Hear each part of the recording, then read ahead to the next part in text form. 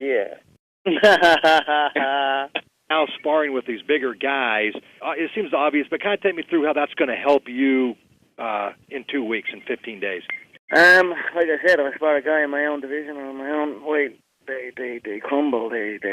So sparring these heavier guys, sticking on the big gloves, going into the small enclosures and letting the shots fly. The bigger guy stays there, but the smaller guy isn't there no more. So I've just had countless rounds and countless hours of people not going away. So that's it. What do you anticipate learning from this rematch with Nate in the octagon? I don't know what I don't know. I'm going in to win. That's it.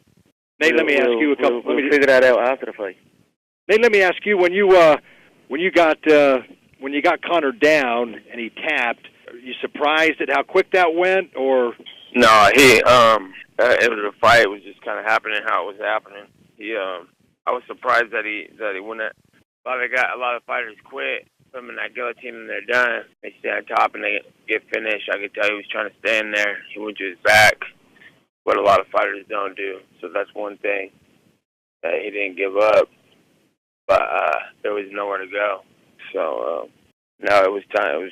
It was how it happened. It was what happened. Conor's preparing for this fight, sparring bigger guys. I'd like to see you in there, my friend. Yeah, talking about quick tap. Oh, I would have been knocked out in the first round in 7 seconds. But I was just wondering. It seemed like it was over quick. I mean, when you turn and the shots are landed, I escaped. That gilly was close. I rolled out. He caught me well. He went into mount, and then when I tried to bridge and roll, I tried to get that knee in the middle, and then I turned too much, and he sprawled me out. Now I hear like people talking shit about that, but fuck people. You know what I mean? I come in to fight, and that's it. People say what the fuck they want. Were you surprised? Was it because of the bigger weight? I mean, normally if you'd have been fighting, I didn't feel his weight. I didn't feel his weight anywhere until that moment. Until when he sprawled. When I went to turn away from mount to try and get my knee back or try and regain guard or something, he sprawled me out right at the right time, and that was it. It was like you said, it was done at that stage. But fuck it. Yeah, I'll take that one on the chin, and I'll come back, and here we are, 15 days. So I look forward to it. Yeah, well, and that's what I was wondering, if because I was wondering if you would have been able to get out of that, perhaps if it would have been a lighter guy, but because of the size, it's just the way it happened to happen. I'm backpedaling now. Will a win over Nate this time be enough for you? Obviously, it will kind of make the series, so to speak, 1-1, and given the metrics and the business that you've been able to generate with the guy, would you consider an immediate rematch should you win and set up a trilogy fight? 100%. Of course.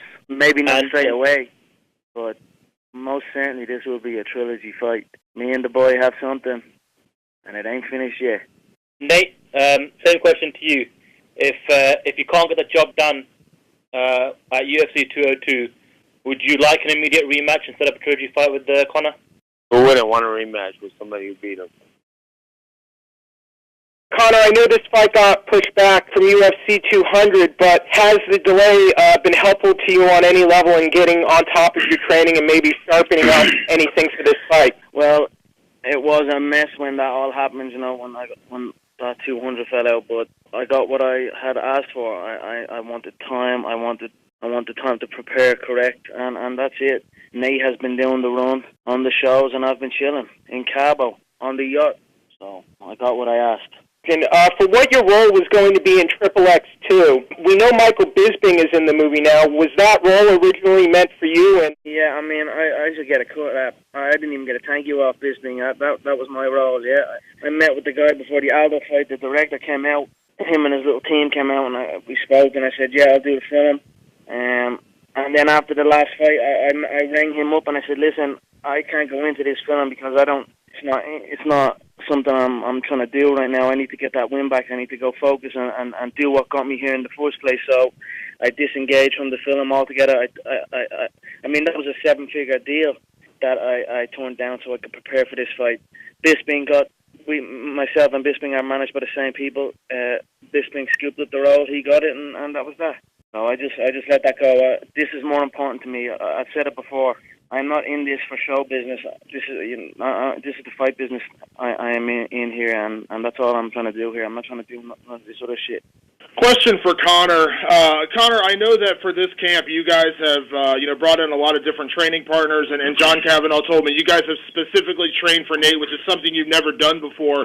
How much different do you feel going into this rematch, than you did, obviously, the first fight on 10 days' notice, but how much better do you feel for this rematch? I mean, I feel absolutely amazing. I've prepared phenomenal. I didn't give enough credit to Nate's durability. His experience. He's a very experienced fighter. He's had more UFC fights than I've had fights. Also his height and his range and his reactions. I gave no respect to that. I marched forward, and in fairness, for the first 2 rounds, for the first round and a half, he was a heavy bag with eyeballs. So I was correct in that, but his durability held out. His experience held out for him. So this time, I've been preparing for that. I've been preparing to face a durable, experienced fighter who has the reach, the height, and the length, and that's it. So I feel very confident that we will go in and get this win back and put this man away. For the last fight, you made the prediction. I believe you said it would be a first-round finish. Obviously, you did have a dominant first round, but then things went the way they did in the second round. What kind of a prediction are you making for this fight? Do you believe it will be a much longer fight? Yeah, I think I just got into that, just saying I was going to stop the guy in the first round. If I really looked at it, I thought, he has a solid chin. He's durable, very experienced. He has the size and the weight on me. I think that was the wrong thing to go in expecting the first round. And I did go out to KO him in the first round. Nobody can say that. I marched forward and backed him up against the fence and peed off on his head. I did what I said I would do, but respect to him, he stuck it out. He was durable. He was experienced. He weathered the storm. But this time, I will be. I'm still going to march forward. I'm still going to press him. I'm still going to bust him. There's just going to be a lot more in my tank. I'm going to be a lot more prepared for a man that can stay in there with me. So, but even still, I struggle to give him past round 3. If I was to make a prediction, which I will right now, I believe I will repay the favor and KO him inside the second round. This rematch with Nate is the biggest fight of your career to this point? Yeah, 100%. They're all saying, why didn't you go down and defend the belt? And, this... realistically, I should be a 2-weight UFC world champion. If I fought Rafael dos Anjos, if he didn't pussy out of that last one and showed up, the shots I cracked Nate in the first 8 minutes of that round would have KO'd Rafael dos Anjos stiff. That's no question. I would be sitting here right now as a 2-weight world champion. But I don't dwell on that. I'm happy that this happened because it forced me to look at my preparation, look at the route I was going. It forced me to reassess. So I'm happy that this happened. But make no mistake, this one means a hell of a lot to me. This one means more than any amount of gold or money combined. I gave up a hell of a lot of money. I gave up opportunities, Hollywood opportunities for this contest. I didn't want to show up to do, I wanted to restrict media. I wanted to solely focus on this. So that should tell you how much this fight means to me, and I've been preparing accordingly. This question is for Nate. Nate, we have a pretty good idea why Conor wants this fight. Why do you want this fight again? Like I said before, I've been fighting. Everybody in the UFC has been fighting forever. So if I'm gonna fight, it's gonna be for a big deal fight, not just a fight. Like I was ahead of everybody as far as a following in the UFC. I was the biggest draw, I was the biggest everything in every weight class. And then Conor came around, and then he was the biggest draw. He was getting a big push. Everybody was all about. The UFC was Conor McGregor, so if I'm gonna fight somebody, it's gonna be something that's a big deal, not just a funny fight, just a fight. Because I can make just as much money outside of the ring as in the ring. So why am I gonna sit around? So if I'm gonna get a big payday and I'm gonna have a big fight, then I'll fight. If not, then I'm not gonna fuck around no more. Conor, a question for you on the jiu-jitsu side of the game. Can you give us any insight into how you're attacking that? What you thought would be the solution for the outcome of that first fight in terms of the ground? Yeah, I'm confident in my jiu-jitsu. I don't think. Nate is very skilled on the mat. I don't think the difference between us in that fight was the jiu-jitsu. I think it was the durability, the endurance, the experience. I think that was the difference. When we were both fresh, I ended up on the mat. He cut that kick. He done that takedown he does, and I swept him. So I was on top, controlled in the first round. He tried a triangle. I stopped that. Looked at pass. He looked at tangle up the legs, and I was landing shots. I am confident on the mat with Nate. And then, after that, I've brought in heavier people, more experienced jiu-jitsu people to come and push me daily. So I will be experienced for the jiu-jitsu in the later rounds also. Now, can you help us understand kind of how you see your career and how you see your reputation in the sport and why it's vital to that to beat Nate Diaz, to not just move back to 145 or go campaign to 155? Why is it essential to have this rematch? Just the way it all came about. Look, when people look back at my career, I'm just a kid that came from nothing and done it, went all the fucking way, you know what I mean, and showed up every time. Showed up to fight every time. There's a lot of pussies in this game. I've said it before. A lot of people that claim they want to fight and they want to do this and they want to do that, but they don't do jack shit. I bring it every time, and I'm not afraid of no challenges. And that's it. That's how my career will be remembered. A guy that showed up to fight every single time. As you progressed in your stardom and your bargaining leverage, you worked a lot with Lorenzo when it came to negotiating deals and things like that. Now that the company's been sold and Lorenzo's stepping out of his position, are you wondering kind of what the future looks like? No, I'm not wondering. I'm plotting. That's what I'm doing. I'm sitting back, working hard, and I'm plotting. So that's what I'm at right now. I mean, much respect to the Fertitta family. I mean, you want to talk the greatest of all time in the fight game. You're talking the Fertittas, Mr. White, and Mr. McGregor. That's it. We came in here and they brought the sport from nothing to something, and I brought it up to a $4 billion price tag. 2015 was the biggest year for the company. It raised it from what it was estimated at $2 billion. Now, then it was sold for $4 billion. I mean, that's a you don't see a play like that ever. You're never going to see a play like that ever again in your life. So, much respect for what they've done. It has been an honor to fight under this Fertitta regime, and who knows what the future holds. I don't know what their involvement is anymore. I haven't really spoke too much on it. Like I said, I just distanced myself from all of that other stuff for now because I've got a fight on my hands. I've got a heavy bag with eyeballs that can take one hell of a smack. So I'm about to give him one hell of a smack. So that's all I'm focused on right now. But I am still plotting in the wings, and we will wait and see what happens. It's an old mate, Conor. Conor, question for you. I'll start with you. With the success of UFC 200 and the cross-promotion between UFC and WWE with Brock Lesnar, who fared extremely well in spite of amid much popularity. I mean, there's no bigger fighter in the game than Conor McGregor. Do you have plans to ever continue that cross-relationship and go to WWE? I haven't really thought about it. For the most part, those WWE guys are pussies. To be honest, they're messed up pussies, if you ask me. I mean, fair play to Brock, he got in and fought, but at the end of the day, he's juiced up to the fucking eyeball. So how can I respect that? What's the other guy? The other guy, he hasn't fought yet, so I don't know about him yet. But I mean, there's some dons in that wrestling game. I mean, the McMahons, they're dons. Triple H is a don. The Rock is a don, but the rest of them are pussies, man. I don't know. I mean, I haven't really thought about that, to be honest. Again, that's a little bit more show business. So this is the fight business.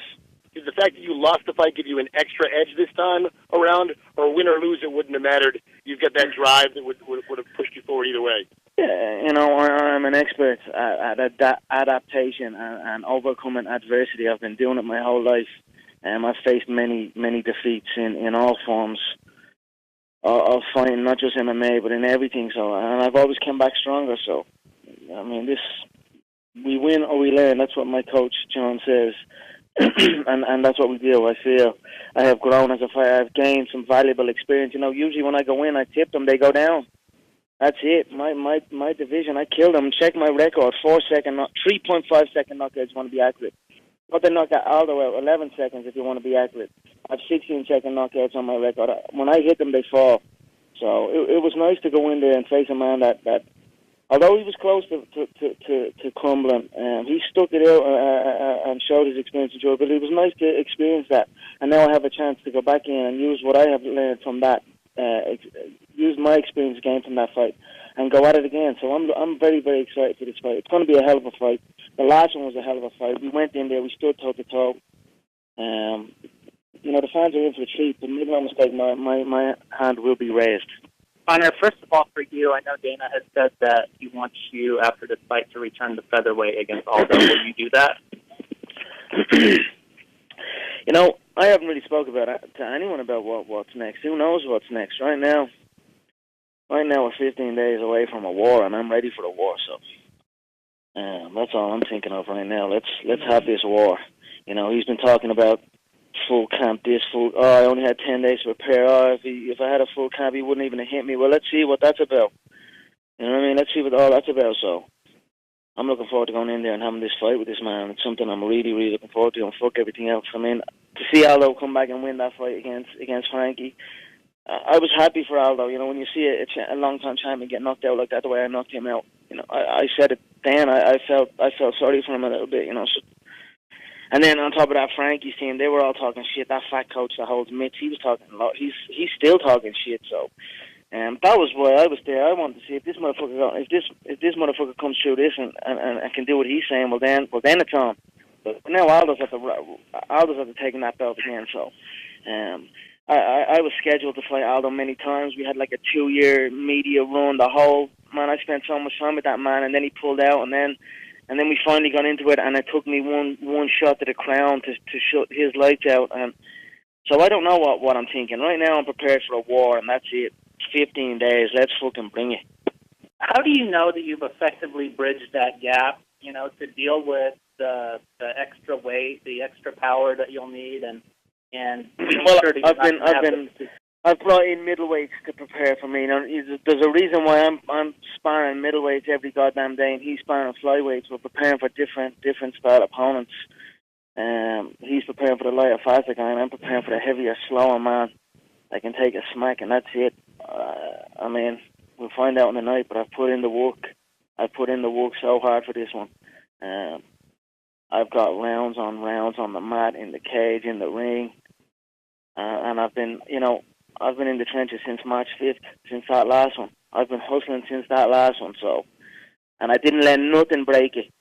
Nothing. There was a lot of pressure on me to come do the 200 one, even though the main and the co-main of that UFC 200 weren't even at the thing that they were asking me to be at.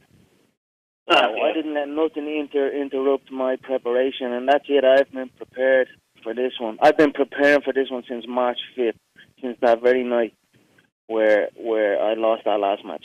Conor, I just wanted to ask you. You see Nate? He's going on these late night TV shows. He's doing a lot of press. What do you think of that? What's your opinion of how he's doing it and why he's doing that? I mean, I know it's something he's always wanted to be doing. I wonder how he's feeling doing it, because I know it ain't easy doing all that. It certainly takes from what we are and what we do. As much as maybe people don't realize it is very distracting. But I'm happy to see him up there doing his thing. You know what I mean? He's doing well, I think, up there. I came in and gave him a little help out on the corner, and he stood for an album. So, but I thought the Kimmel one was pretty funny. Look, we deserve everything. We go in and put it on the line more so than any human being on the planet. So, and that's for all your entertainment. So we deserve to be on all of this. We deserve our name and lights. We deserve absolutely everything for what we do here. You know, uneducated people and people who could never even lace up a glove can come up and talk about what we do and what we should have done or what we should not have done. But again, they're people that could not even touch us, not even hold our spit bucket. So I'm happy to see it. Conor, you said at the launch event for your coach John Kavanaugh's book that there was still some push and pull going on with you and the UFC over how much promotion and how much media they wanted you to do compared to how much you wanted to do. Where is that at right now? I got a message today saying we got to do some more. We got to do this. We got to do that. But I mean, how can I? What I'm doing right now, I've created a media empire. I'm at the foot of a media empire with this Mac Life thing I've created here. The content that I'm releasing daily. I'm releasing these embedded style movies quicker than embedded. You know what I mean? So what more? You know what I mean? I'm doing so much. Although I'm training. I'm doing. It's on my own clock. I'm still a workhorse in the promotion side of things. As you can see, I'm in the news every day. I run the news now. You know what I mean? That's where I'm at. So I create my own content. I'm in control of everything I do now, and that's the way it should be. If you look at the sale of the UFC, one of the reasons they got the $4 billion was because they owned all their own content. All that content was theirs, it was nobody else's. So that's what I'm at now. I'm creating my own content. I'm saying I can do my own setup here. I can promote this from where I'm sitting. I don't got to travel and go on to some talk show where someone doesn't even know nothing about the sport. You know what I mean? I can reach audiences and reach my fans and do what I'm doing from where I'm standing. So that's a powerful play, and it's a play that I've done. You know, you see all these fighters and they're all sharing these. They're getting like a little.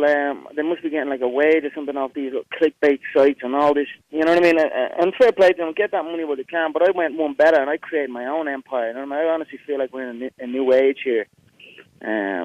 With the media game, you know, everything's changing here with this online social media stuff. So I'm capitalizing on it. And I'm right at the top of it now. And as you can see with the numbers are going good. I mean, all those videos I've been producing are like 6 million views almost. I think I'm at right now, and that's no push. That's all organic.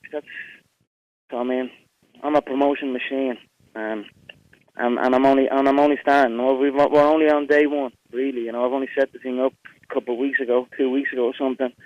And who else can do that? You know, I see Nate, fair play to Nate. He's setting up that little Road to War now and saying that's his T-shirt sponsor. Some guy's paying him to wear T-shirts, and then he's probably, as part of the deal, has asked him, can he follow him around with a camera, and they're making these stupid little videos from it. And they're not the best videos, but I mean, he's trying something, so I got to give respect to that. But know the Don when you see the Don, and I'm the Don here. I'm running the whole damn thing, so that's where I'm at with the promotional situation. I said I wanted to do I wanted to disengage from what they were asking, from some of what they're asking, not all of it, but I didn't just do it and turn my back and say, fuck this. You know what I mean? I went and done something else. I created my own setup. You know what I mean? So that's where I'm at with that right now. Thanks, Conor. And just for Nate, is Conor correct? Is the late night talk show kind of stuff, is that what you've always wanted to do? And are you comfortable in those situations? No, it's not like somewhere I was like losing sleep over trying to get into. But when they call in an opportunity to there, you might as well take them because it's going to build your brand. All that stuff, the marketing gets bigger, so you have to. I didn't want to really do none of it, but I didn't want to look back and say, "Fuck, I should have done that." So I'm just doing what I got to do to get by and get my things cracking, get my things going. Gotcha. Nate, you tweeted something last week. I think it was after your appearance on Conan, something about the UFC punked you or the UFC played you. Everyone was kind of freaking out about that tweet. What was that about? No, just some behind-the-scenes stuff that they were not telling me about and then hide it from me and then telling me that they hadn't been doing a little runaround. I was just trying to get home and train. I didn't even want to be out there for that long. And it all worked out, though. I had training out there, and it was just, like you said, it's a distraction. You're out there, you're like, fuck this shit. I mean, that stuff's all good and fine after a fight, but before the fight, it's like I'm not in the mood to be sitting here and asking silly-ass questions and play silly-ass little sketches and roles when I got serious shit going on, but it all got worked out and everything's all good. Conor, the facts are the facts. You've been tested 14 times now by USADA, and that's significantly more than any other fighter in the UFC at the moment. Why do you think that is? I don't know. Right now I'm out in Las Vegas, so I imagine that's handy for them. But back to back I was tested. One day Nevada Athletic Commission came, and then the next day USADA came. As you can see on the Mac Live videos, I give you exclusive footage of what that process is, and you know I'm happy to be tested. You know, you see these. It is. I mean, the boy is not far wrong. I mean, they fucking all are on steroids, so it is fucked up. I mean, the co-main and the main were on at 200. I mean, that's messed up to me, to be honest. So I don't even. I don't know. I'm happy to be tested, and I hope Nate's being tested because although Nate tried to throw an accusation at me, it's his teammates that have been caught before, and so I just hope he's been tested as much as I'm being tested. But I am happy to be tested. I never kick up a fuss. I never do an Aldo and throw the piss over my shoulder and ring the police like he done in Brazil. I welcome them in. I do the test, and then on they go, and that's it. It's a good thing for the sport. That's all I know. So I'm happy to be tested. I believe the records show that Nate's been tested 8 times. Is that what do you think about that? Yeah, it's 6 less than me. I mean, when was he tested? Was he tested this camp? I don't know. I haven't heard nothing. I know the Nevada guy was saying he's heading there now, so I don't know. I mean, all I know is I'm being tested, and that's it. Nate, obviously, you've been saying for years, man, that you deserve the money, you deserve the big fights. Obviously, you're getting all that now, and you're getting all this mainstream media attention. Is it all it's cracked up to be? Is it what you thought you'd be getting yourself into? Like, I'm not, like, this guy talks about all these fighters like they're fucking dumb, and he's right. They're all fucking dumb. I'm not one of those guys who just sat around here fucking, like, taking contracts. I've been bitching about my contract for the last 6 years. I've been, like, going through hell and so I knew I was going to get mine when it was time to get mine, and I was going to get what I was going to get regardless, and I had a plan to do it.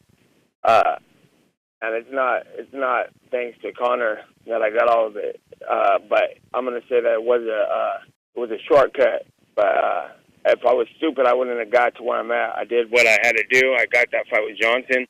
I plotted him out, and I got my shit done. And then they plotted back and got me on the 10-day notice, and it worked out still regardless. But I asked for the fight. I said I wanted to fight. I got the fight, so I'm going to take the fight. So it's like, I feel I'm in the position I'm in because I put myself in this position, and it's not great. It's not horrible. It's fucking what it is. So that's my take on the whole situation.